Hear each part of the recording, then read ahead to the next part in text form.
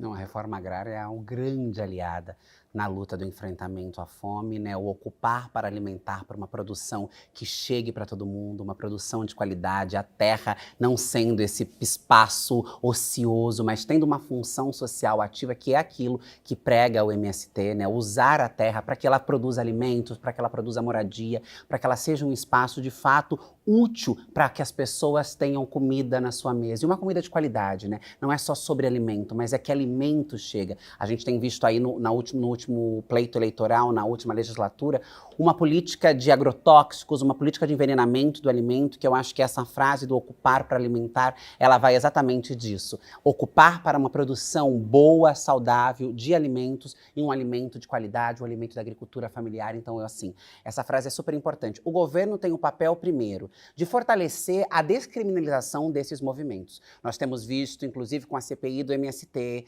projetos que entraram na pauta da Câmara na semana passada, que são projetos de criminalização dos movimentos sociais. Acho que o governo precisa fortalecer esses movimentos, fortalecer essas políticas e ampliar políticas de enfrentamento à fome também a partir da união com a agricultura familiar. Acho que os movimentos têm esse papel importante, acho que o poder público tem esse papel importante, acho que a gente precisa unir esses esforços, porque a gente sabe que, de fato, a fome, ela não é uma pauta identitária ou política, mas o não enfrentamento dela é uma pauta política. A fome não é enfrentada exatamente por conta dos interesses políticos que estão colocados. Existem comida para alimentar as pessoas, existem terra para produzir alimento para as pessoas. Essas terras não produzem esse alimento, essa comida não chega onde ela precisa chegar, exatamente porque a política ainda se controla e se organiza através da fome, através da violência, através da precariedade, através do não acesso a itens básicos como o alimento, a água, a saúde,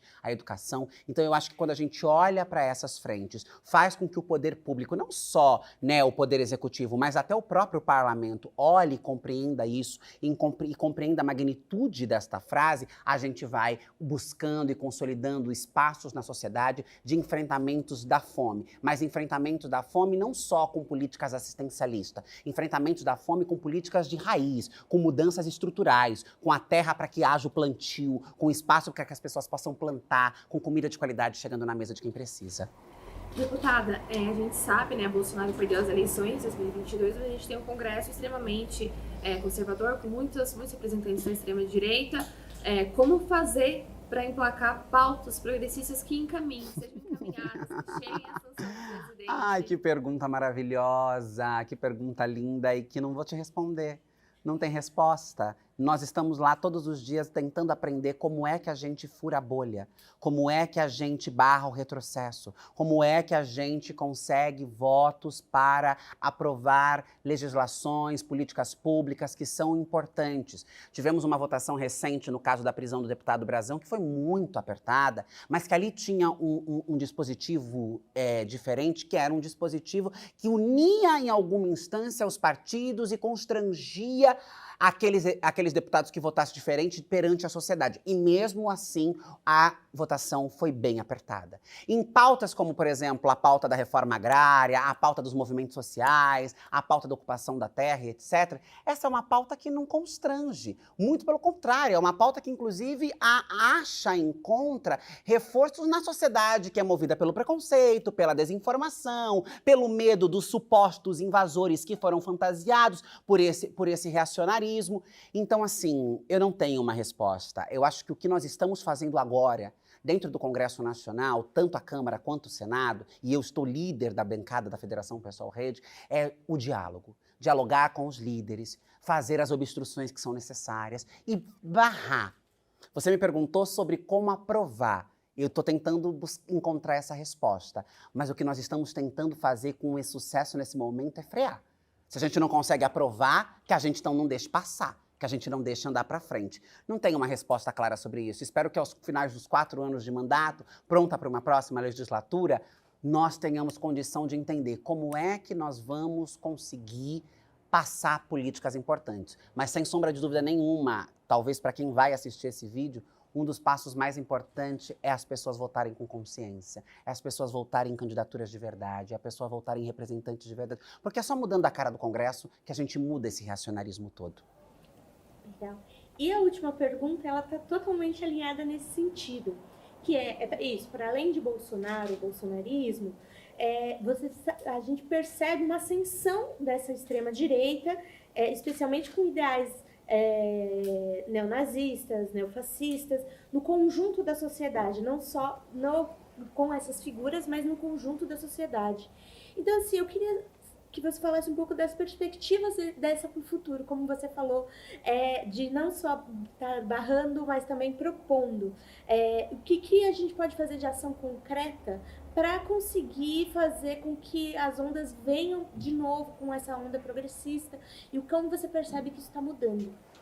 Mudando devagar, mas mudando, nós temos de fato, hoje no Brasil e no mundo, uma ascensão brutal do que é a extrema-direita e o neofascismo, né? Até com a legitimidade por muitos veículos, como o próprio Twitter, que legitima discursos como esse, fez agora os republicanos essa lista de contas que foram bloqueadas nos Estados Unidos. Isso alimenta e fortalece, através de bilionários, essas ideias antidemocráticas, antidireitos humanos, antiminorias. E nós precisamos, do lado de cá, entender quais são os mecanismos e a linguagem e a sofisticação que precisamos desenvolver para também nos colocarmos como lideranças e como pessoas confiáveis na sociedade. Nós precisamos, às vezes, dar alguns passos para trás no debate radicalizado, no debate teórico, no debate profundo, e olhar para os olhos das pessoas e dialogar com a realidade delas. Desmascarar com simplicidade e verdade as fantasias pintadas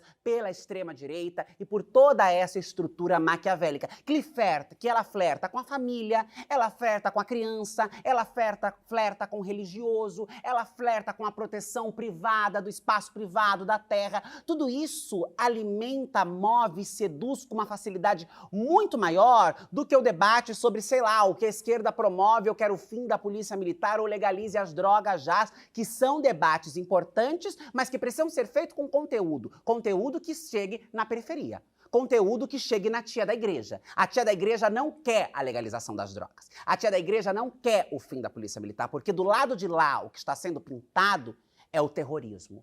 Nós precisamos dizer, de alguma maneira, e tentar encontrar, e eu também não tenho a receita do bolo, mas eu sei que o caminho é por aqui, quais são a linguagem que nós vamos acessar ao se comunicar. Nós precisamos explorar os grupos de WhatsApp, de Telegram, nós precisamos explorar a internet, nós precisamos nos projetar para além da cafonice estrutural que é a política e que muitas vezes é a esquerda brasileira. Nós temos que ser atrativo, nós precisamos de uma plataforma política renovada, nós precisamos de uma plataforma política que dialogue com aquilo que são os tempos de agora, porque senão nós vamos perder mais uma vez. O fascismo não está morto, o bolsonarismo não está morto. Bolsonaro perdeu as eleições, mas não perdeu a força política.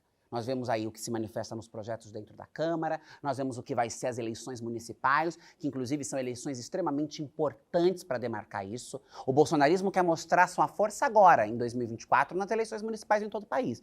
Nós, enquanto esquerda, estamos trabalhando na construção sólida de prefeitos e vereadores nos municípios do Brasil para fazer frente a esta gente, com uma agenda realista, com um discurso de verdade, que dialoga assim, sem abrir mão dos nossos princípios. Nós queremos sim a legalização da maconha, que é uma pauta que está tramitando no Supremo Tribunal Federal, o desencarceramento, ao fim da militarização das polícias. Mas de que maneira eu comunico isso num mundo tão polarizado? Eu acho que se a gente olha para esses lugares, a gente vai encontrando maneiras de se pôr como lideranças, de não brigar com valores estruturais que estão colocados na sociedade. Não dá para mudar as coisas da noite para o dia. É gradual, é devagarzinho, as pessoas têm uma mentalidade pronta, formada. A gente não pode chegar lá e falar, não, agora é tudo diferente. Eu acho que são tateando isso, que ficou muito aberto, mas eu acho que é ampla, o debate é amplo, que a gente consegue fazer frente a tudo isso, né? Desmentindo as fake news, informando, levando a verdade, chegando até as pessoas e fazendo com que elas se identifiquem.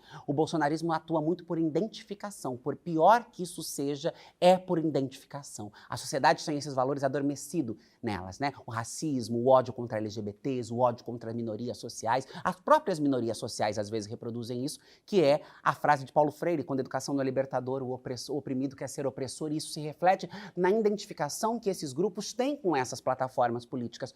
Qual é o nosso papel frente a isso? Como criar uma identificação frente a isso? Eu tenho a minha fórmula, outros terão as suas, todas serão bem-vindas, mas precisamos olhar para isso com responsabilidade e urgência, porque eles estão batendo na porta.